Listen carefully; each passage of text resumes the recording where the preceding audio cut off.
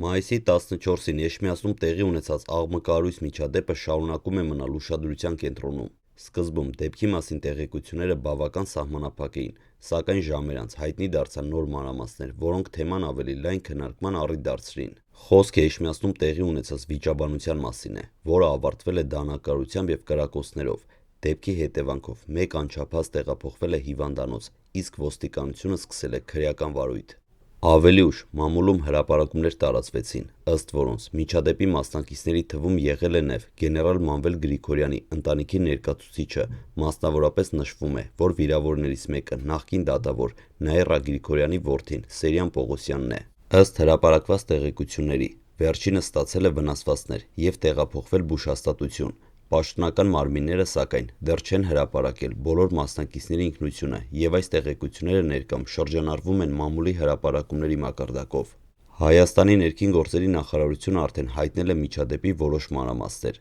Ըստ պաշտոնական հաղորդագրության, մայիսի 14-ին ժամը 10:40-ի սահմաններում օպերատիվ կառավարման կենտրոն հիվանդանոցից արձան է ստացվել, որ կտրած ծակած վերքերով բուժօգնության է դիմել Էջմիածնի 15-ամյա բնակիչ։ Ահազանգից հետո դեպքի վայր են մեկնել համայնքային ոստիկանության Վաղարշապատի բաժնի ծառայողները, սկսվել են օպերատիվ հետախուզական միջոցառումներ, որոնց արդյունքում իրավապահներին հաջողվել է պարզել միջադեպի մի շարք հանգամանքներ։ Ոստիկանության տվյալներով Էջմիածնի Սպանդարյան փողոցում խուլիգանություն կատարելու կասկածանքով ձերբակալվել և բաժին է տեղափոխվել երկու 18-ամյա երիտասարդներ, սակայն հետագա քննությամբ պարզվել է, որ դեպքին մասնակից են եղել նաև այլ անձինք։ Ըստ նախնական տվյալների, Կոտայքի մարզի Նոր Գեղի գյուղի բնակիչը և նրա ընկերները Էջմիածին Վազգեն առաջին փողոցում վիճաբանել են արդեն ձերբակալված երիտասարդների հետ։ Դեռևս պարզ չէ, թե կոնկրետ ինչն է եղել վիճաբանության պատճառը, սակայն իրավիճակը շատ արագ դուրս է եկել վերահսկողությունից։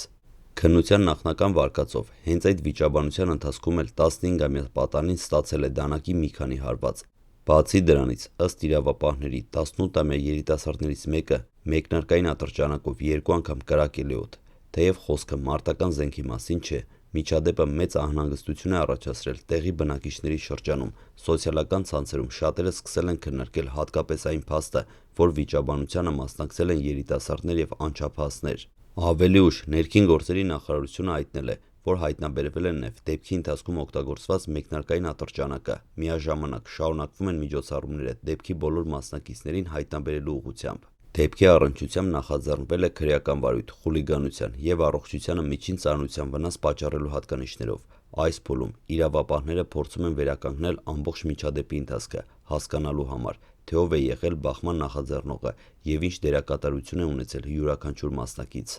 Թեման արագ տարածվեց նաև հայկական մեդիա դաշտում։ Քննարկումների հիմնական պատճառներից մեկը ոչ միայն բուն միջադեպն էր, այլ նաև այն հանգամանքը, որ դեպքի մասնակիցների թվում մամուլը հիշատակում է նախկին մեծ ազդեցություն ունեցած ընտանիքի անուն։ Հիշեցնենք, որ Մանվել Գրիգորյանի ընտանիքը տարիներ շարունակ եղել է հանրային ուշադրության կենտրոնում, և այդ պատճառով նման տեղեկությունները սովորաբար մեծ արձագանք են ստանում։ Այս պահին, սակայն, կարևոր է նշել, որ քննությունը դեռ շարունակվում է, և իրավապահ մարմինները դեռ ամբողջությամբ չեն ներկայացրել դեպքի բոլոր մանրամասները։ Առաջիկա օրերին հնարավոր է հրապարակվեն նոր տեղեկություններ, ինչպես վիճաբանության պատճառների, այնպես էլ մասնակիցների վերաբերյալ։